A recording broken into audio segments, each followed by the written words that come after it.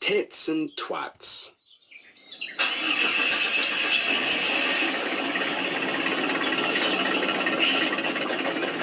The engines were being cleaned and polished for the day. And by cleaned and polished, I of course mean squirted with fairy liquid and sprayed with the hose. Old Stuck-Up was going out first. He grumbled as the workman scrubbed the detergent off his face. "We've got visitors today," said his driver. The other engines rolled their eyes. "We get 'em every day, you plonker," grunted Scamcan. "But these are special," said the driver. "One takes moving pictures, and the other writes books." "Moving pictures?" snorted Old Stuck-Up. "Oh, come on. Just because we're anthropomorphic locomotives, that doesn't mean we don't know what a bloody film is. Don't patronise us." "Stick an oil drum in it, you," snapped the driver. "The controller really wants these visitors treated well, and that sort of attitude won't help matters, so mind you behave." "Oh, come on," snorted his engine. "What's the worst that could happen?" The visitors were media folk. One an author with a greyish beard, the other a producer with bright red hair. They arrived in a little red car at the big fat station. They shook hands with Old Stuck-Up's driver, who had done his best not to pull his own hand away and blow a raspberry. "Our controller," he told them, "says you can ride with me in the cab if you like." "Thank you," said the greyish author, "but may we come later, please? My colleague and I would like to examine the main line before the weather turns." Then they talked to Old Stuck-Up and told him how smart he looked. "These visitors," he thought, "know at least how to speak to engines, with unquestioning flattery." He rolled away, feeling even more stuck-up than usual. Whenever the line came near the road, crossings, bridges, stations, the car's faulty steering, there the two media folk were, squinting into binoculars and video cameras. Old Stuck-Up began to find this rather upsetting. "They might wave at an engine," he complained, "or at the very least bow down in his presence." "They can't worship you and get good pictures," said his driver. Old Stuck-Up knew this well, but he didn't give a toss. He wanted his praise, dagnabbit. Boop, boop. The little red car spluttered past them once more, but Old Stuck-Up made no reply. "I'll be at the drain next," said his driver. The drain is a filthy side road. It runs for a short distance alongside the railway and a chemical plant. There is no fence, as fences cost money, and we all know what the Thin Git is like with cash by this point, don't we? The greyish author sat in the car while the red producer waited with her camera.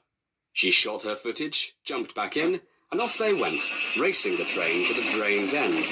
"For Ford's sake, can we stop soon?" spluttered the car. "All this chasing is getting me hot and bothered. My circuits are fusing like nobody's business." Unfortunately, just as they passed Old Stuck, they went through an acid puddle. Swoosh! Acid rain splashed over the diesel. "Ah!" he exclaimed, but the media folk didn't know. They were ahead and out of the car. Frowning, they waited for Old Stuck-Up to catch up. He didn't smile for the camera.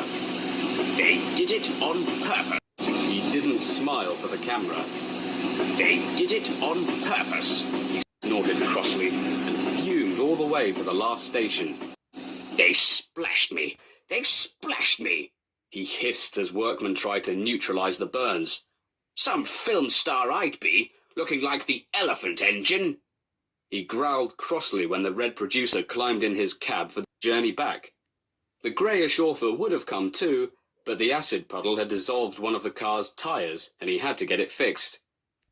"Driver oughtn't to allow her, after what she's done," growled the diesel. Suddenly, he let loose a burst of noxious fumes. Whoosh! "I know," he thought, "how to pay the ginger tart out. It's a lovely plan, a delicious plan. I only wish the beardy git was there too," he said. But he said it to himself. Even if he didn't, his driver and the red producer were too busy flirting with each other to notice. Old Stuck-Up ran nicely, only 10 minutes behind schedule, until they reached the chemical plant again. The dark clouds were swelling, and the diesel deliberately dawdled. "Come on," said his driver, pouring on the gas. This was just what old Stuck-Up wanted. "Tits and twats, tits and twats," he shouted, letting loose an enormous burst of noxious fumes. The gases rose high into the air and combined with the chemical-induced clouds. A few seconds later, an absolute torrent of acidic liquid poured to the ground. Showers ate through old Stuck-Up's roof and began flooding his cabin. The soaking did not stop until the driver and the hysterical producer cranked the engine to full speed and escaped the industrial complex.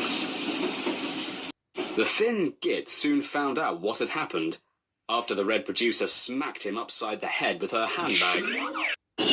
"Your bloody engine nearly killed me," she screamed, an old oil barrel worn over her half-dissolved dress. The greyish author was furious too. "Your lack of safety precautions ruined our car," he protested.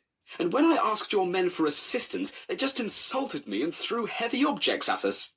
This is the worst railway we've ever had the misfortune to visit." The Thin Git was livid. He sent old Stuck-Up to the shed, or what was left of him after his acid shower. "You are a very... Oh, Jesus Christ, I can't even think of an appropriate insult, I'm so mad," he bellowed. They splashed me," faltered old Stuck-Up. "That's no bloody excuse," roared the Thin Git. "I invited these media people here to try and convince everyone that this was a nice, normal railway, and what do? Nearly drown one of them in an acid bath. My only consolation is that things can't possibly get any worse." Unable to form another sentence, he turned on his heel and stormed off. Next day, the engines were being prepared for another day's half-hearted work. Old Stuck-Up was still complaining as the workmen put him back together. "Those visitors were nuts," he told them. "They came and said sorry before they left. Then I said sorry they were so ugly, and then I blew my last fumes in their faces. They know bugger all about engines," he went on. "The beardy git said he was going to write something or other, and promised to do something to all of us. What do you think of that?" "I think your mouth should have melted too," grumbled Diesel. The engine's bitching was suddenly interrupted when the Thin Git approached the sheds. "What are you doing here, sir?" asked Derek. "Sir?" The Thin Git said nothing. His eyes were wide and his face was pale. Well, paler than normal. "Spit it out, sir," said Bowler. The Thin Git held up a note in his quivering hand. "It's the inspector," he said simply. "He wants to conduct an investigation next week. We're being sued."